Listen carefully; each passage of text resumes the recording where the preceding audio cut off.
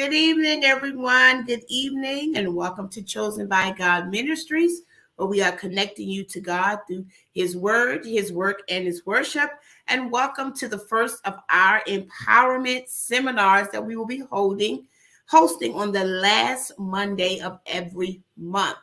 We want to provide information to our community and a wide range of issues that will help build our lives, not just in church, but outside of church. And today we thought we would start off with a home buyer workshop. And we know that purchasing your home is an intricate process, and for many of us might be a little confusing. So today we have invited Miss Shantae Arthur. She's a realtor with certified home specialist, and she's going to come and walk us through a brief educational overview of how to purchase your home. So won't you help me welcome Miss Shantae Arthur? Hello, everyone. How are you? And like Patty said, I am a real estate agent with certified home specialist. I've been doing this for about 4 years now. I've learned a lot. I deal with a lot of first time home buyers as well as sellers. So I'm very educated as far as the process. Okay. We have a team of people, working out there. So I have a lot of support and everything behind me as well. All right. So I'm going to start your presentation and jump on out. Thank you so much. Oh, thank you. So like she said, this is the home buyers workshop. And the first thing I would like to talk about is next slide is why conduct a home buyers seminar. And it's just for education to prepare you for the process, because it is a lot of things involved in the process, to organize you as far as getting things together with preparing for the process and answering your questions that you may have today. So next slide. Okay. So we're like she said, we're going to do a series of, I do a series of home buyers work seminars, and these are a list of the things that we do. So one of the ones that we're going to do today is the first time home buyers, and amongst the other ones that we'll hit on those a little later on in the seminar process. The next slide. Okay, so there are 8 steps basically.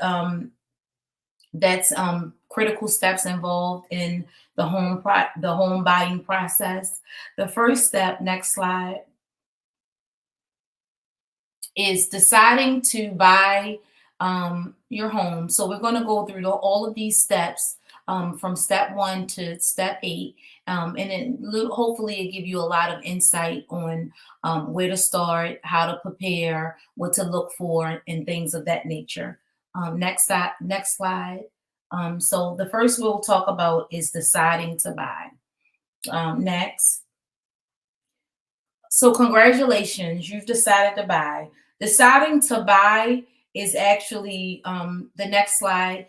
To buy comes with a lot of fears, but hopefully the facts that we'll go over today will outweigh those fears and move you forward to securing the biggest investment of a lifetime, because it is definitely a big investment. The next slide. Okay, some of the fears that a lot of the first time home buyers have are listed here. Some of them are, I can't afford to buy a home. I don't have money for a down payment, in which they have a lot of programs out there for first time home buyers where you'll have you can get down payment assistance and everything. So you basically will connect with a lender and things of that nature, and they'll set you up with a package if you were to need the first time the down payment assistance. He'll go over a package with you to see what type of assistance that you can get for a down payment. Sometimes if you prepare yourself well enough in advance, you can actually save for the down payment. Normally they want about 1 to 2% down of the purchase of the home. So if the home is selling for $100,000, they will want something like $1,000 down or lower, maybe 500 or something like that. Why what if I buy the home and the roof start leaking? When you purchase a home, you'll have a home inspector. The home inspector comes in and do a thorough review of the home, and they tell you everything basically that's could be possibly wrong with the home. Then you'll negotiate that. And then basically, if you get, we'll make sure you get a good home inspector who could actually go over these things with you and get you on track with preparing for things that may come up in the future. You may also can negotiate this with the seller. If the roof is leaking, the home inspector come in, he give you a report, and he says that the roof is leaking. You definitely will want to speak with the seller, in which your real estate agent will speak with the sellers for you to see if they'll be willing to either repair the roof, give you a credit for the roof, and things of that nature. So having a home inspector come in is very important, and having one who would walk you through the process of what's going on with the house, just getting you educated on the condition of the house. That's very important. So that step is very well needed. The next one, there's too much involved in the process. Yes, there is a lot involved in the process. That's why you have a real estate agent and a team of people behind you who would basically help you with the process. It is a lot, but you have a team that's going to walk you through it, that's going to answer your questions, who's going to speaking to other people on your behalf to help the process go a lot smoother. The next one, I can't buy a house because I have bad credit. If you have bad credit, okay, you can buy a house. You may not be able to buy a house right now, but if you speak to a lender and you let them know that you want to purchase, they can let you know where your credit stand, and then they'll set you up with some type of a plan where you can say, okay, well, they'll let you know you have X, Y, Z to take care of within this amount of time frame. Especially if you want to buy, let's say if you want to buy in a year, you speak to the lender now, he can look over your credit, let you know the things that you may need to work on, and that way you can start working on those things, and then eventually you will be able to purchase a home in the future. I don't have enough money to buy a house.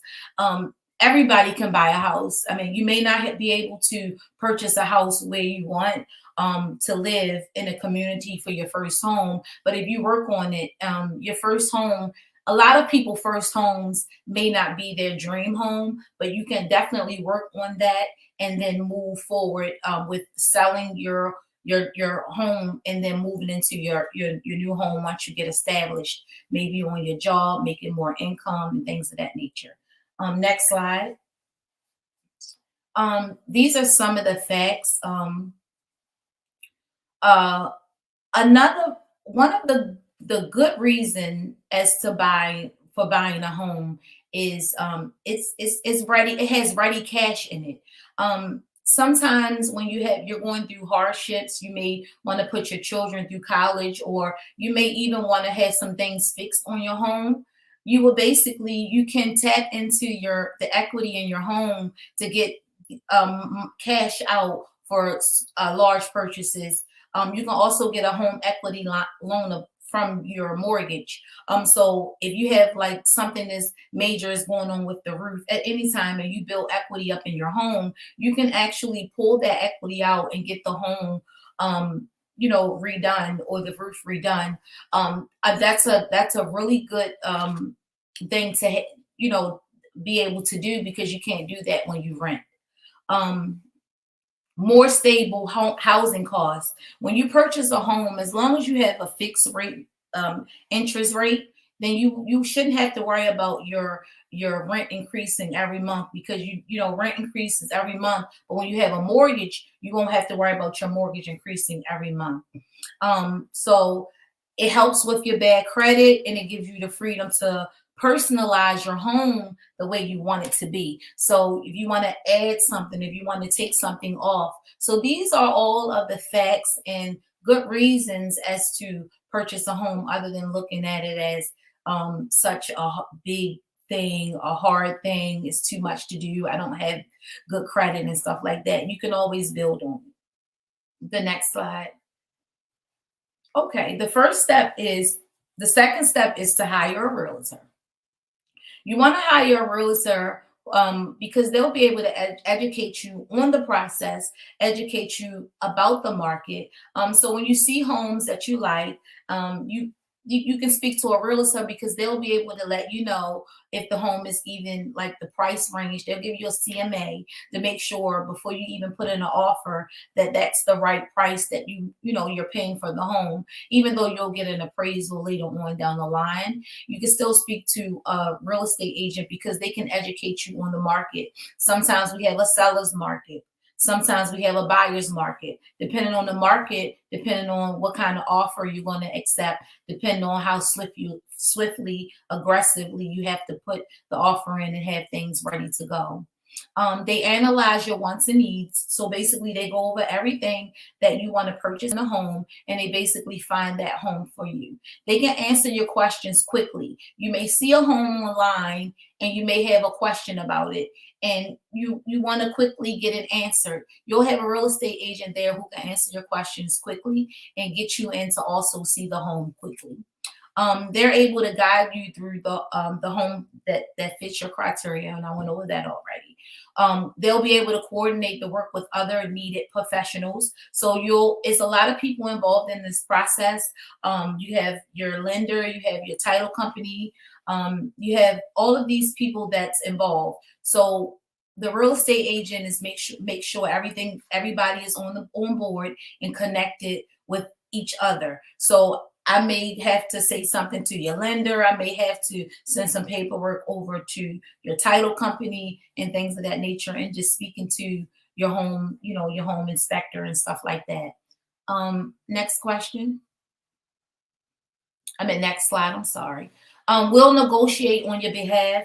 Sometimes when you go into when you put in an offer, things need to be negotiated. You like the home and you love it, but are you willing to purchase the home with the window cracked? So you may want to negotiate those things, like the time that you have to close and the price range and inspections and stuff. So things get negotiated.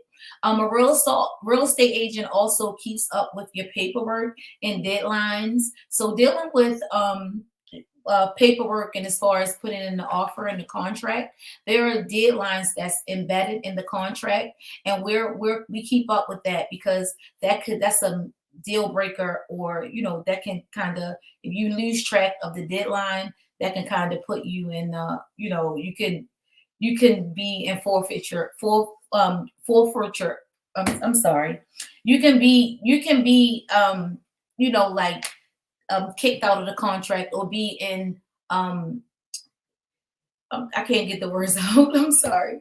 You can be going against what the contract is saying that you have to do. And we'll also solve problems as they arise.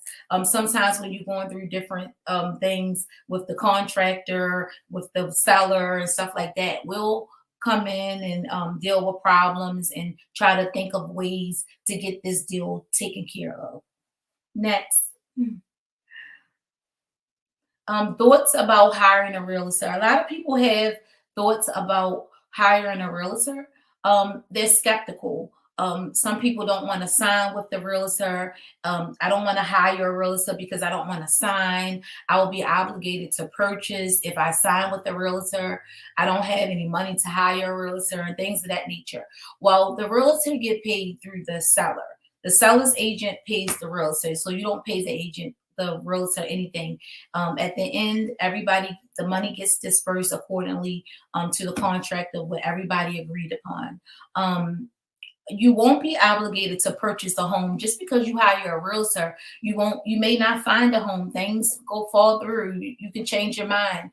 You're not obligated to the contract. Basically, you hire a realtor for their services. So you want to ask questions. You want to have this on point, question and answer things. So you want to basically hire a realtor who can get you in there to see the house, to put in the offer, to ask questions, to call the sellers, to basically things of that nature. Why do I need to hire a realtor if I'm not buying until next year? Because a realtor, like I said, can answer your questions easily. You may be going through something online and you may have a quick question that you're not clear about, you can always call your realtor and ask them, a question at any time. What if I hire a realtor and decide not to buy? Then you can just decide not to buy. Another thing is, if you were to hire a realtor, you're not binded to the contract. So basically, if you decide that you don't want to deal with the realtor in any kind of way, there's something in the contract that, if you, like me, for instance, if you were to sign with me and I'm your realtor and you don't want to work with me anymore, then you basically would send me a 24-hour written notice stating that you don't want to do it anymore. And that's basically it. And you just are free to go and talk and be with another realtor if that's what you choose to do. That's it. Next slide. Securing financing. You always want to make sure that you are pre-approved and your financing is clear and very and ready to go. Being pre-approved is like walking into the house as a cash buyer. So you want to be pre-approved for a lot of different reasons. One of the reasons is because you don't want to get into the house and you're in the wrong price range, and then you go see the house and then you realize I can't even purchase the house, and you fell in love with the house and now you can't even buy the house. So you're like, you can get really discouraged like that, because that will make you feel like, okay, well, I want this house. But if you speak to the lender first and get that all squared away, then you'll know what price range that you're in. So how to find a realtor? You can find a realtor in many different ways.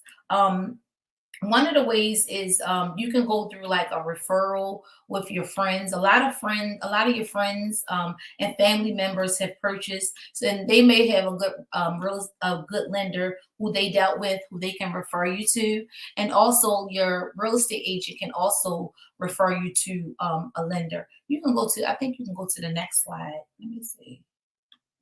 Yeah, okay. Yeah. And then go to the next slide after that. Okay, next, the next step after finding the lender, you'll fill out the loan application.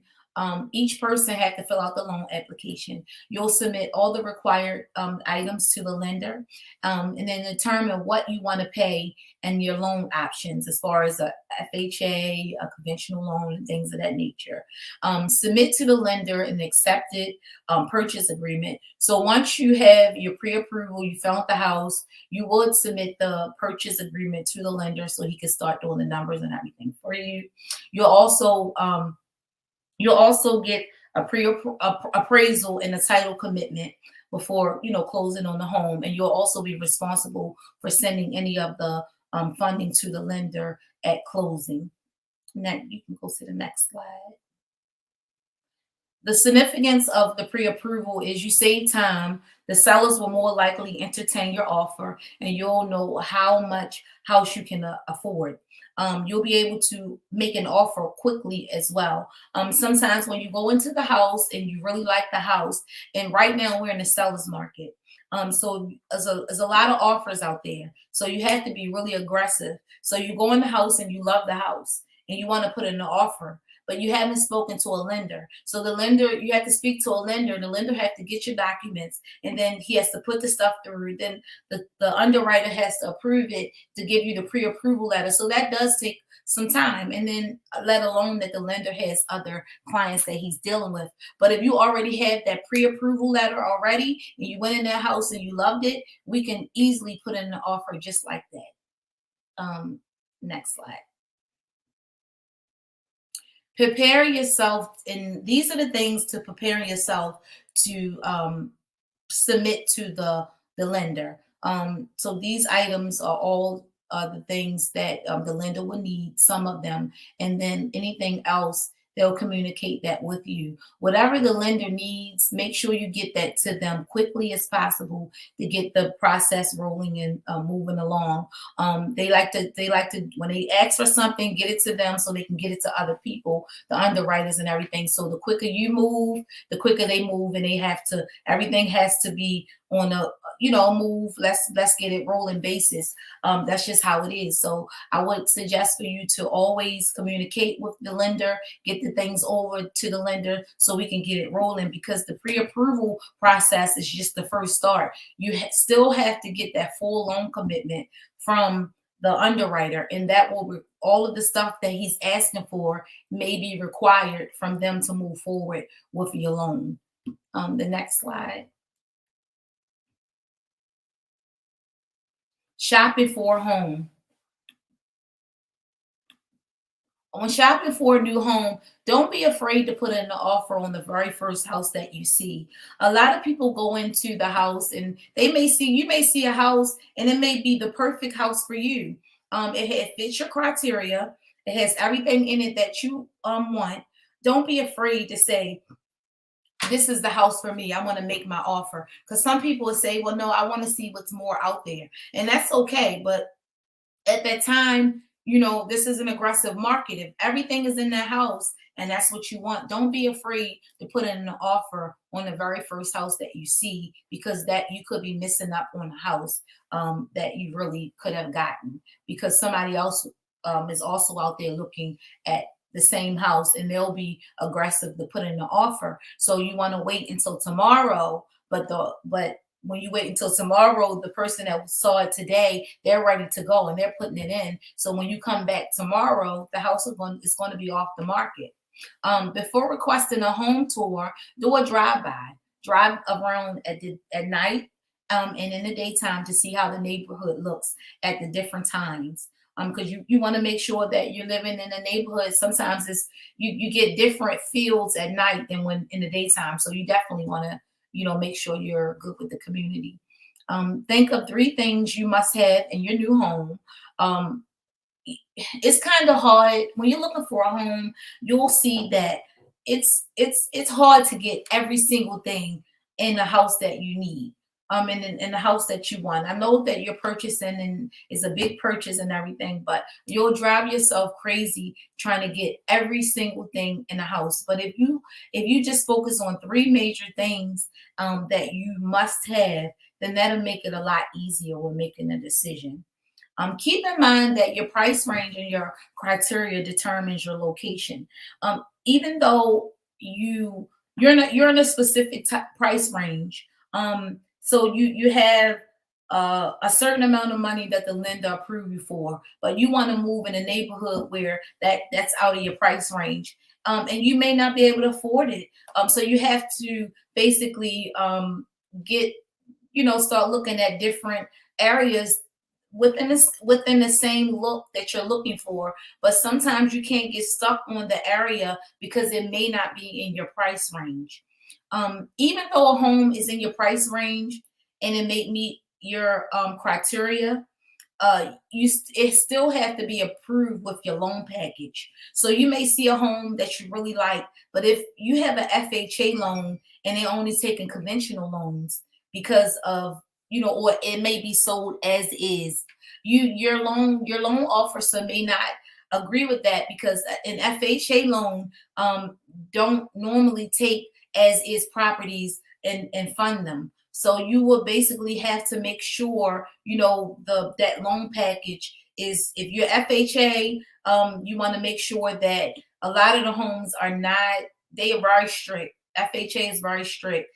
So they want a lot of stuff done. So if depending on where your price range and everything, just be more open-minded that you gotta, if you have FHA, you can't necessarily get like as is properties and things like that, basically is what I'm saying.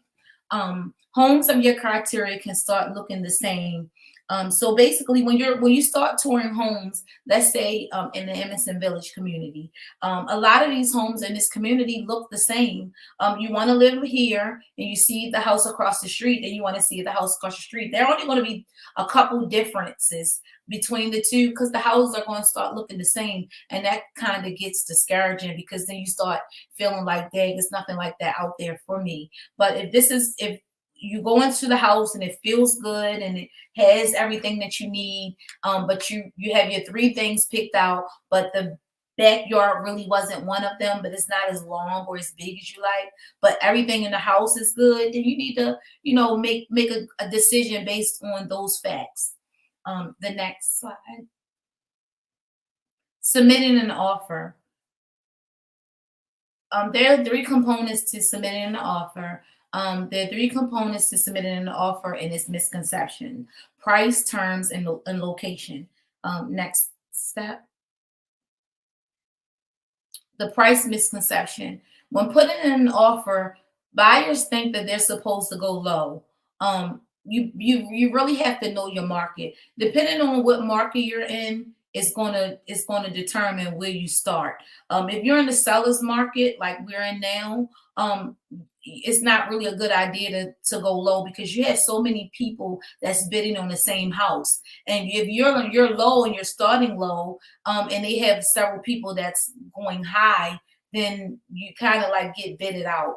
And there are other factors that can play in that can allow for you to get the bid, but they want the highest and best offer that's out there. So don't always think that putting in an offer you want to start low or at offer price. If a house has been on the market for a long time, buyers also think that they can lowball the seller, and it's kind of it can be offend they can offend the seller in that way, because it is their home, and they love the home, and they put a lot in it. And so just because it's on the market doesn't mean, for a long time, doesn't mean that they're still willing to sell it for a low price. So try not to think of it, if a house has been on the market for 160 days, it must be something wrong with it or stuff like that. It's things that happen. It could go on and off the market. They could put it in the offer could have fell through, and things of that nature. You really won't know what's wrong with the house until you get in there and get the home inspector in there, a contractor in there, and things of that nature. Next slide. This 6 basic terms of that goes in the contract. So you have the scheduling, and that's going to be like the scheduling of the home inspection, which is a time frame. These things would determine these things could determine whether you get the offer or not. So let's say for the scheduling, you have a home inspection. Depending on a lot of the times, a lot of the sellers don't like for you to put so many inspection requirements in the offer. They kind of like it for you not to get it home inspected, but hey, you have to get it home inspected. But if you limit those inspections, it does make it look better. So what I like to do is basically get that general home inspection in a certain amount of time frame, because I like to do it in like 10 days. And if anything else is needed, I always add another 5 more days on that. So this give you 15 days to get things scheduled. So these are time sensitive things. The conveyance of when you're going to receive the property. So let's say some people say, I can close in 30 days, I can close in 45 days, and things of that nature. So these all determine it make the contract look, the offer look a lot more attractive. The commission. Sometimes like the seller pays the commission, but if the buyer want to pay the buyer agent's commission, that does look good for the seller, because the seller saves money. So the closing costs. Normally the closing costs are paid by the buyer.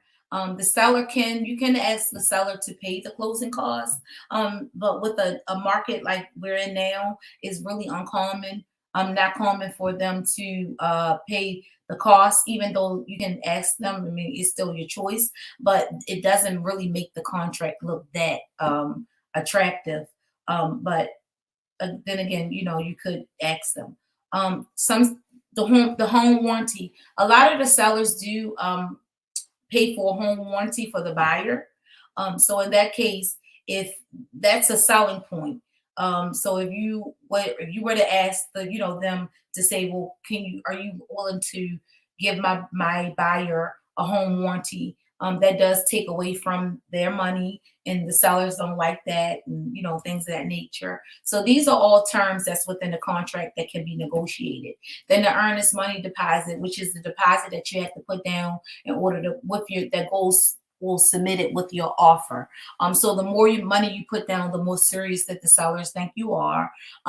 So with that being said, that's a negotiating term. If you're willing to put down $5,000 on an offer, they may say that you're really serious and accept your offer based upon just your earnest money deposit alone. So that's that. Next slide. Oh, I went through everything. I'm sorry. Yeah, I went. You could just keep on going. Yeah. Mhm. Yeah. Performing due diligence. So the buyers also have some things that they have to do to prepare for the home buying process. And then after that, you definitely want to get once before we go to closing, you do have to get your homeowner's insurance policy. I mean, your homeowner's insurance policy, and what that does is protects you against the loss and damages to your property, and protects you against the injury while on the property. And then you're also you have to also make sure you get the home inspected for main concerns like structural damages that comes from the water or water damages or earth shifts. But don't when you get the home inspection, don't worry about the little stuff. You want to focus on the big stuff that you can't fix, like the roof and the furnace and stuff like that. But if it's like a doorknob on the door that's coming off, maybe you can get a handyman, or you're handy yourself and you can get that fixed. So don't sweat the big stuff when you're negotiating for these inspections, because it has to be negotiated between the buyer and the seller. We can go to the next slide. And then closing. So everything is done. We went through the home inspection. We went through all of the negotiations. We're ready for closing. The lender is telling you that you have the clear to close. That means that all your finances are in order. That means you have everything that you need to do. Before closing, these are some things that you want to pay attention to. You want to stay on track with. You have to stay in control of your finances. Don't go out there buying, cars and running up your credit card and everything, because they do a final check right before you go to closing to make sure your debt ratio is not affected and things of that nature.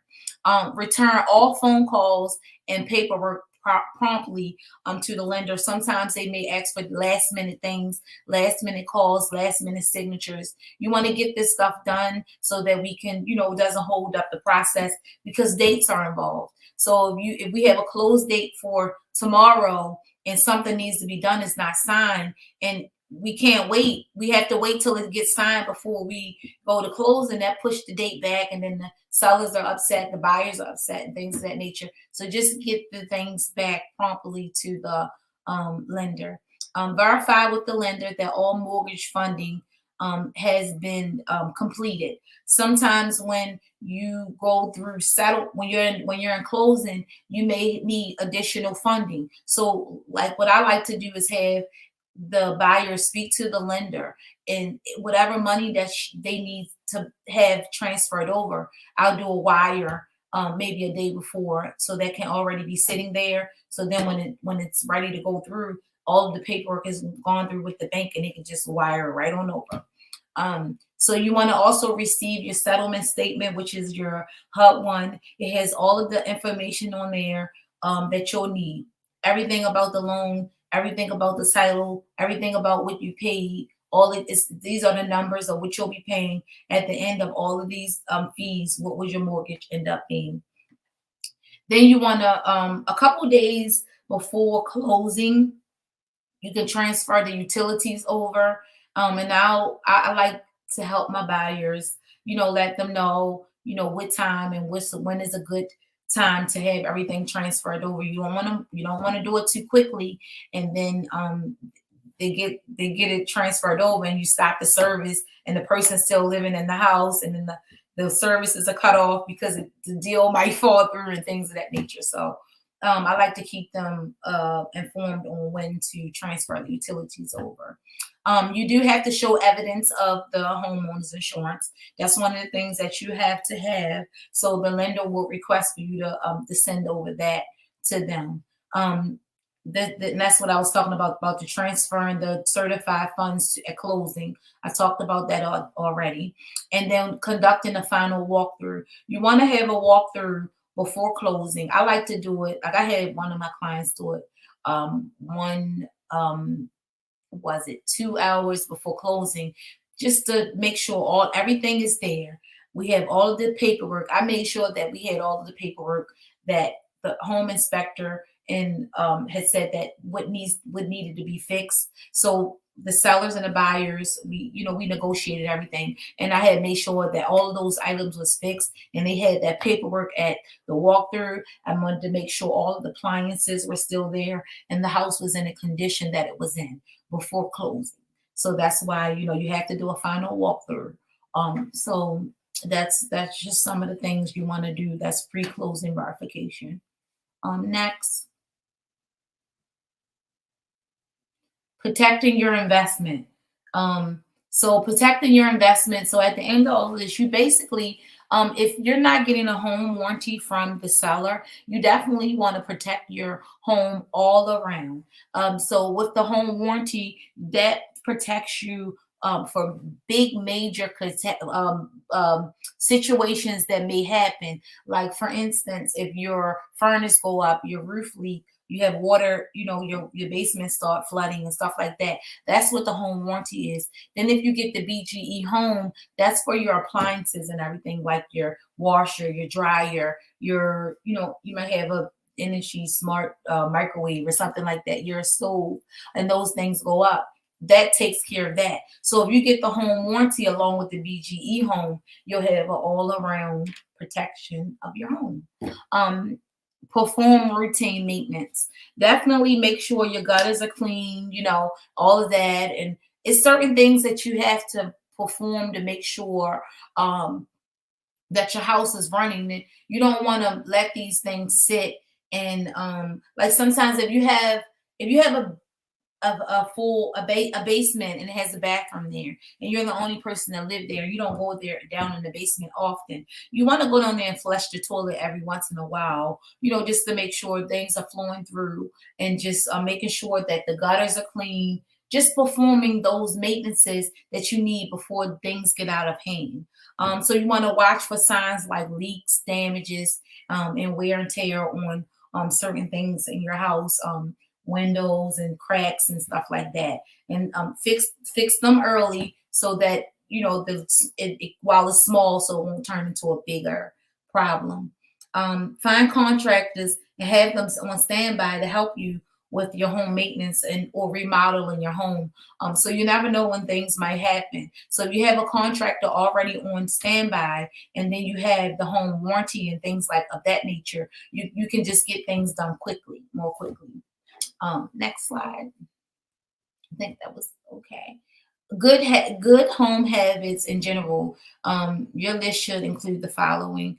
Clean your gutters once a year. Change your air filters every 2 to 3 years.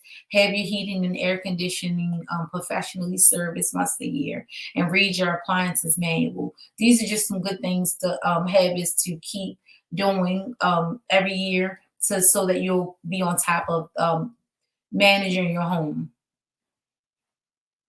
Next slide. I think that might have been it. Oh no, that's it. Okay. Items to be aware of includes cracks in the ceiling, walls could also indicate foundation problems. Water stains indicate leaks.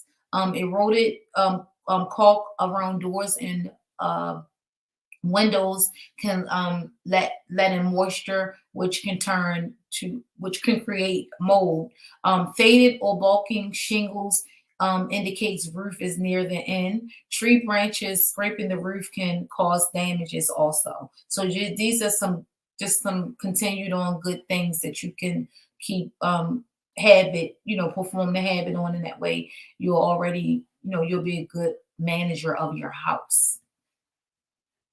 Thank you, everyone. So this is my information. If you have any questions, please feel free to email me, give me a call. I'll be willing to answer all of your questions.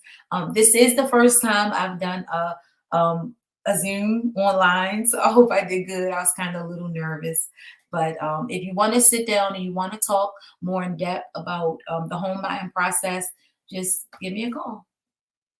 All right. That you did a wonderful job. Yeah. Lots of information. I have a few questions I think that we can share. And if you have any questions for Miss Arthur, please put them in the chat. So the first question is, does the realtor help you with getting a home inspection? Yeah, well, as not they don't help you with getting a home inspection. They just help you if you need a home inspector. They'll help you. I think that may be what you're asking.